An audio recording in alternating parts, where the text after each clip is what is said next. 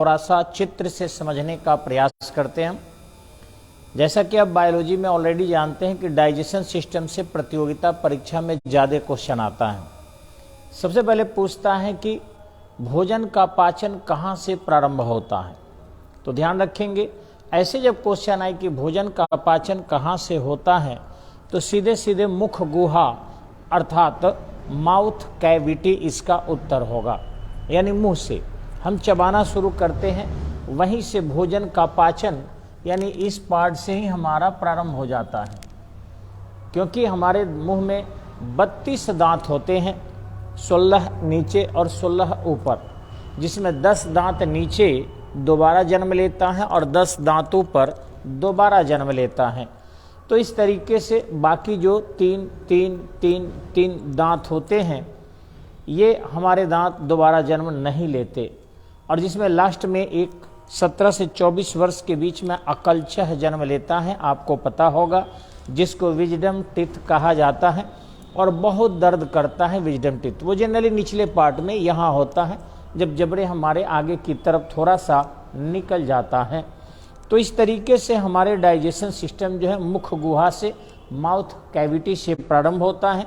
और जैसा कि मैंने चर्चा किया था कि ध्यान रखेंगे, ढपरी भाग जो हमारे मुंह के होते हैं जिसको पैलेट कहते हैं, ठीक इसी ढंग से पिछली भाग होता है जिसको हम लोग यूवुला कहते हैं। इसी ढंग से ये जिह्वा होता है और फिर टीथ होता है, ये माउथ के पार्ट होते हैं।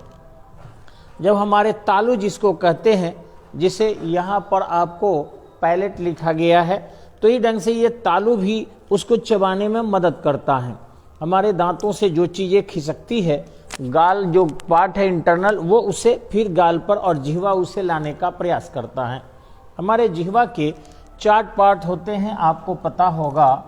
और ध्यान रखेंगे, अगर इसको हम ऐसे बांटें तो इस तरीके से स्वाद कलिकाएं हमारे इस जिह्वा पर ऐसे होती है। इसको यदि हम राइट साइड मान लें, इसको हम लेफ्ट मान लें, इसको यदि हम फ्रंट मान लें और इसको यदि हम बैक मान लें जिह्वा को, तो आपको पता होना चाहिए कि ये मीठी स्वाद को पकड़ता है और इस ढंग से जिह्वा का अगला भाग जो है वो मीठा स्वाद देता है। ये जो लेफ्ट साइड है आपका, ये एक मिनट, यहाँ जो मैंने आपको लिखा है ये लेफ्ट साइड है,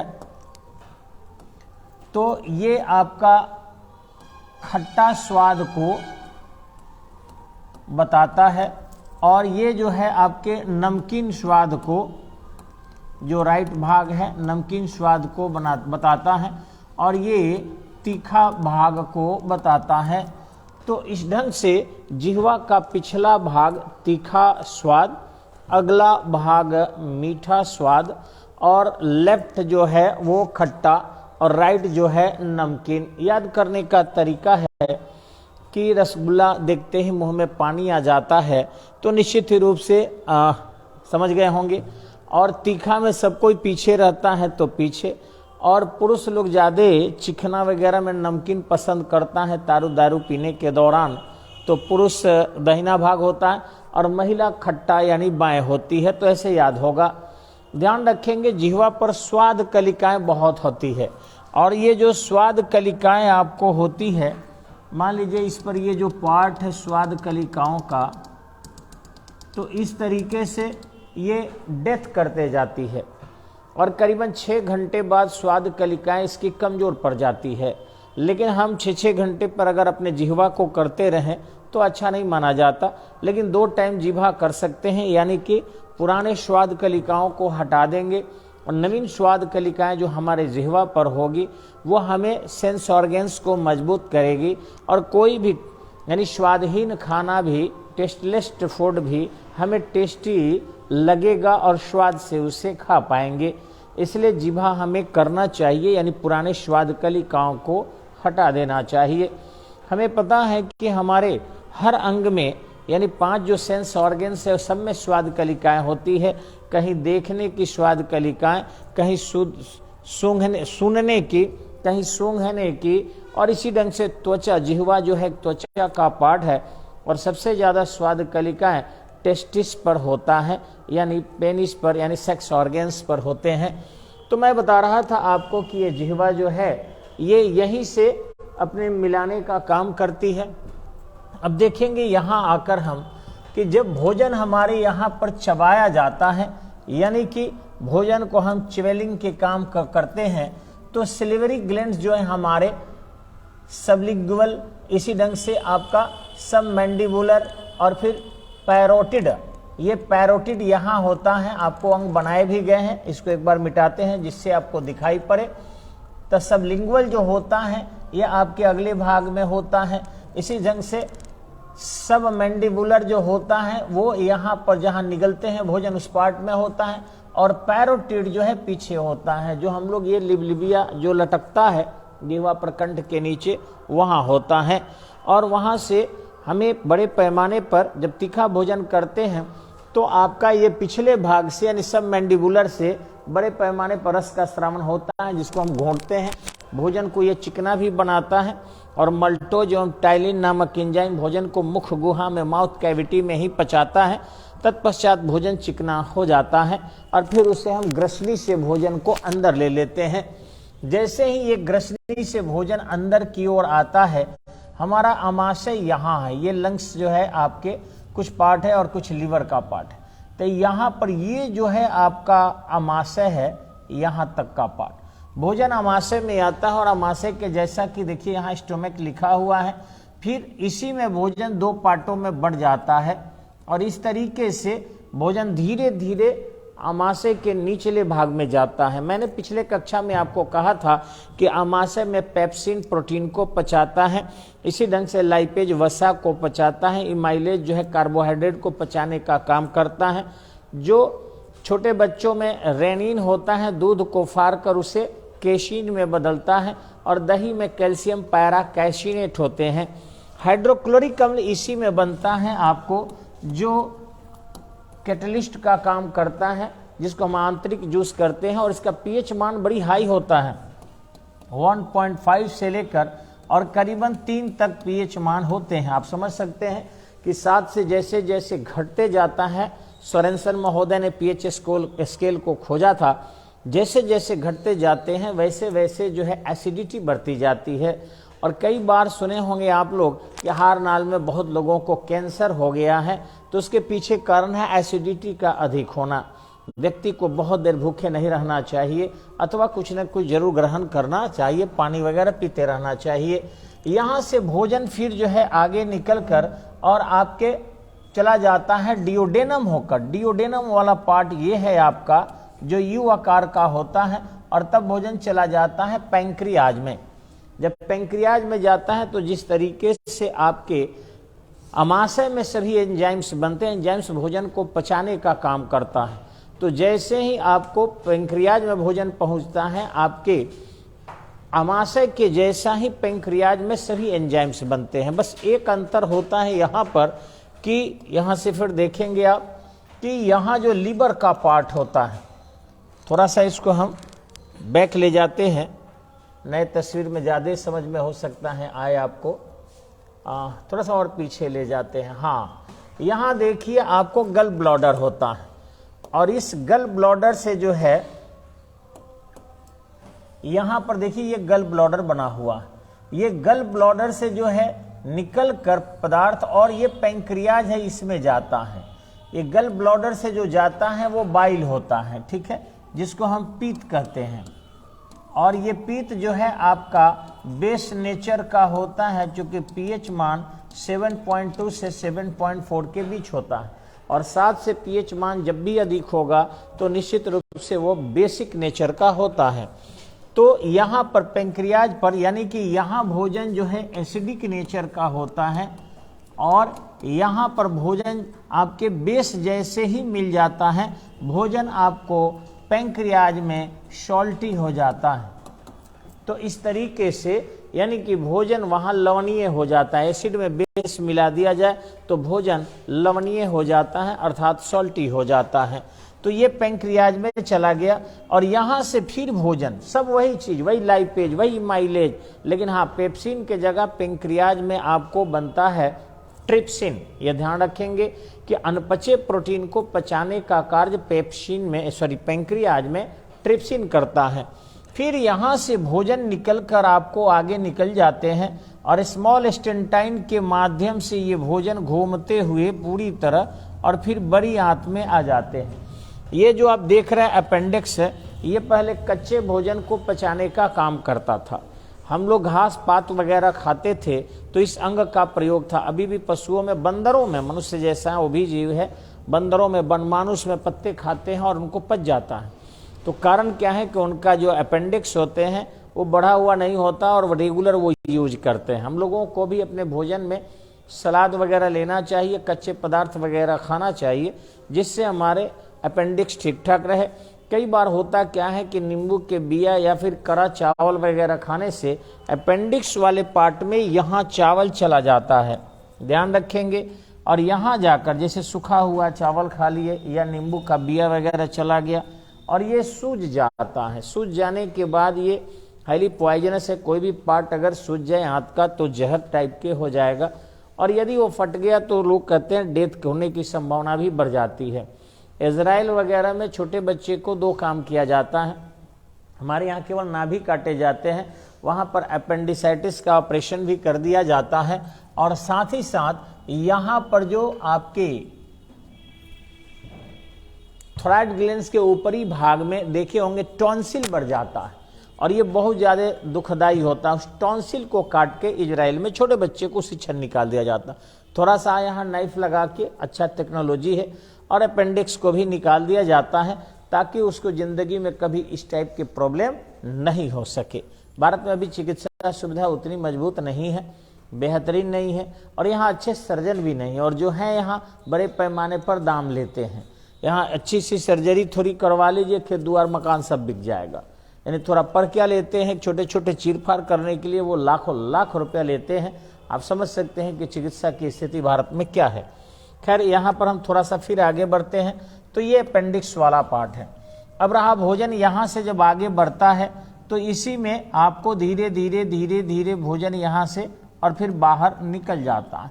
ये वाला पार्ट जो ऊपर होता है उसको रेक्टम कहते हैं, जिसमें आपको छोटा सा एक घेरा बना होता है। एनस जो है इसका बाहरी भाग होता है।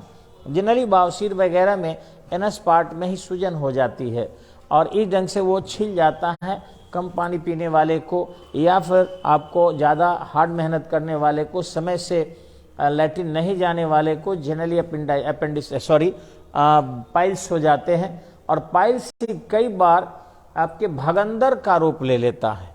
तो इस तरीके से उसमें होता है कि अत्यधिक संक्रमण अगर हो जाए और इंटरनल पार्ट तक अगर चला जाता है तो नसों में सूजन हो जाती है और जब जब वो मल करेंगे, त्याग करेंगे, तब तक उनमें खून जो है आने लगता है। ऐसा नहीं कि इसका उपचार संभव नहीं है, इसका उपचार संभव है। ऑपरेशन पद्धति से लोग कहते हैं कि इसका उपचार होता है, लेकिन मैंने तो नहीं देखा जितने लोग ऑपरेशन करते हैं। लेकिन हाँ, एम्स में एक किट है जिसको खिला दिया जाता है, अंदर जाके वो शव को साफ कर देता है। तो बेहतरीन तरीका है अच्छे अस्पताल में। जनरल निगम हकीम खतरे जान जो हम लोग ये जराह वगैरह से मिलते हैं या मद्रासी डॉक्टर वगैरह से, जहाँ तहाँ ये कुछ दिनों के लिए आराम देता है, लेकिन फिर इसका उपचार ये लोग बेहतरीन नहीं कर पाते। इसकी कई नसें होती है, जैसे ये पार्ट गया तो कई नसों में जो है ये संक्रमण हो जाता है।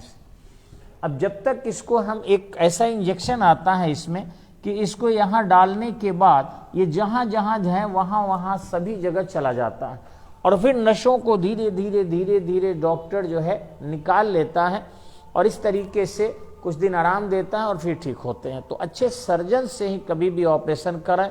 सामान्य सर्जन से कराने पर परेशानियां बढ़ जाती है। जनरली चौक चौराहे पर ऑपरेशन के नाम पर वो बहुत पैसे ठगते हैं। अब देखिए होता क्या है, ऐसा नहीं कि भोजन केवल पैंक्रियाज तक ही पचता है।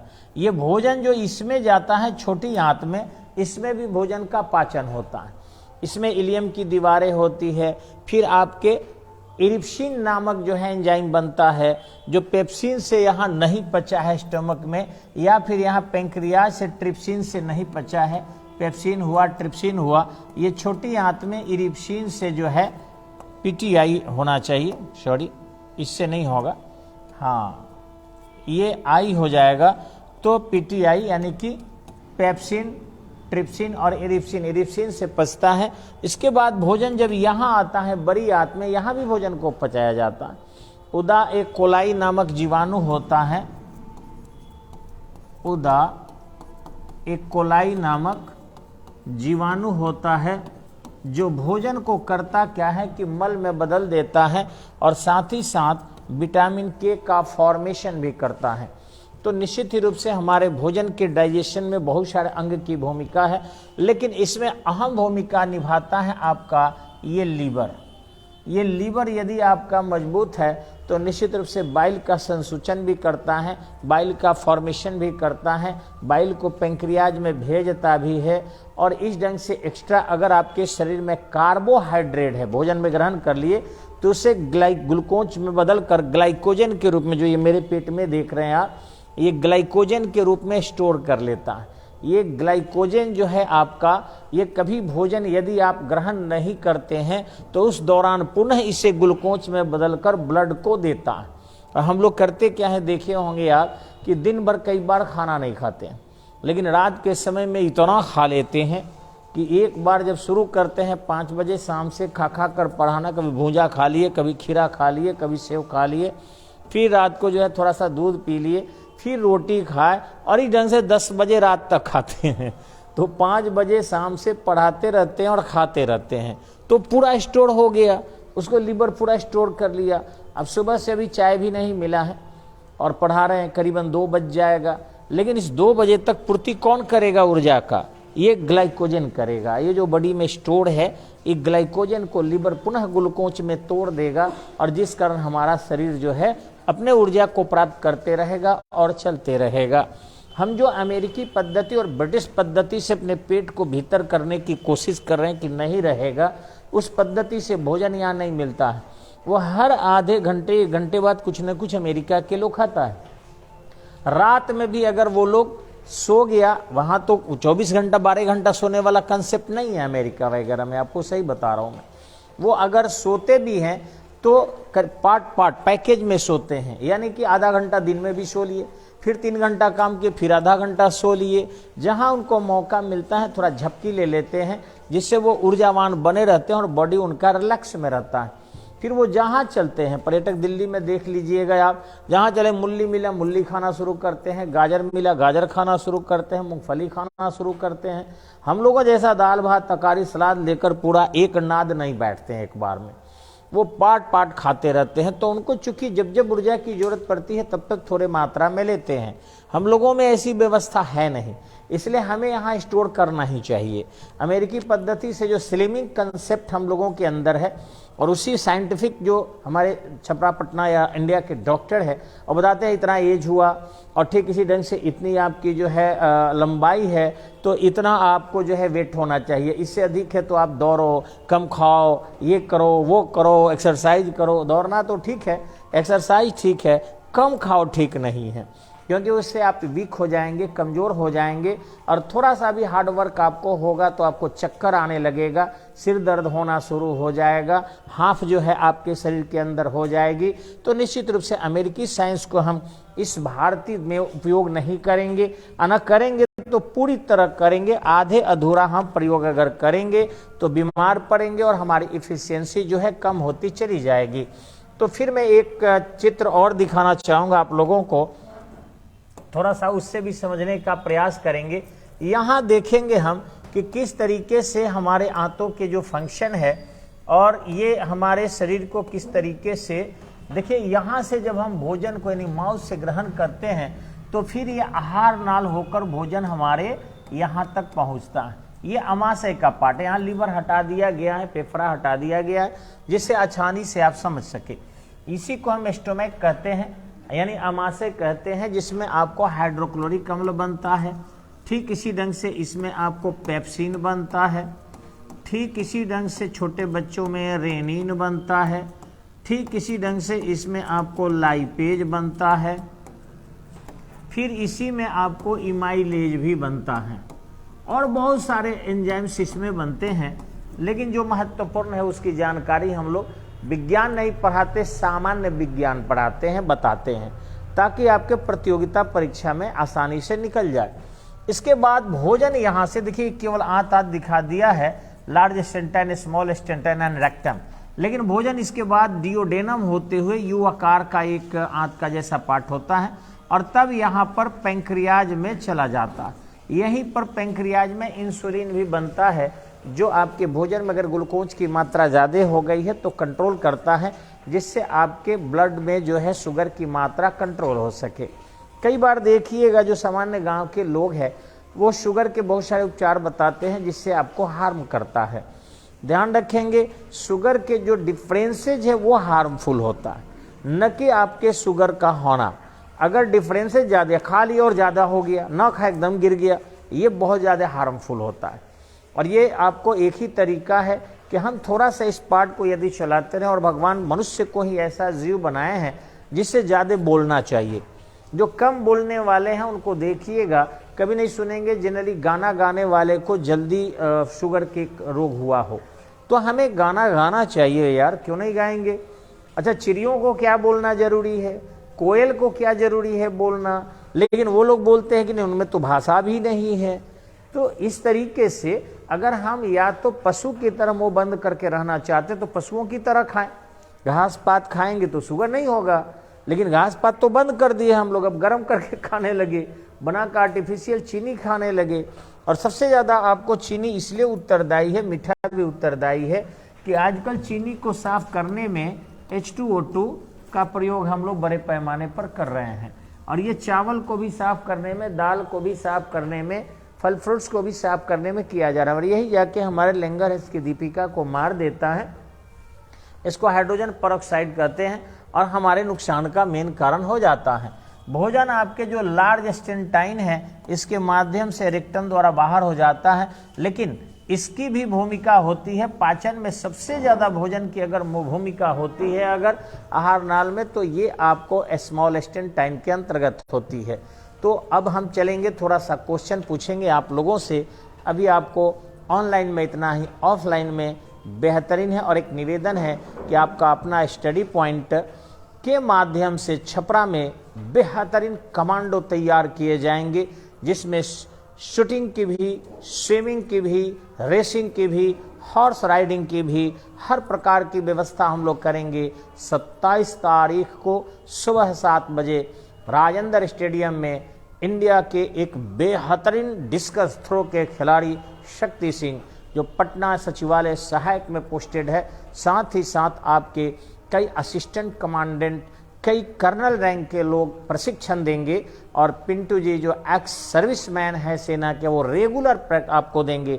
महिलाओं की सुरक्षा और संरक्षा के लिए श्रीमती रीता चौहान एवं स्मिता पांडे के द्वारा आपको ट्रेनिंग दिया जाएगा। आकाश कुमार, जिन्हें प्रिंस कुमार के नाम से भी जाना जाता है, वे भी आपके इस प्रशिक्षण में अहम रोल अदा करेंगे। तो कई प्रशिक्षकों के माध्यम से हर विधाओं में आपको प्रवीण बनाया जाएगा। इसलिए 27 तारीख को राजेंद्र स्टेडियम में आप सब जरूर पधारें और हमें इस राज्य और इस जिला के सेवा करने का अवसर दें। धन्यवाद, नमस्कार।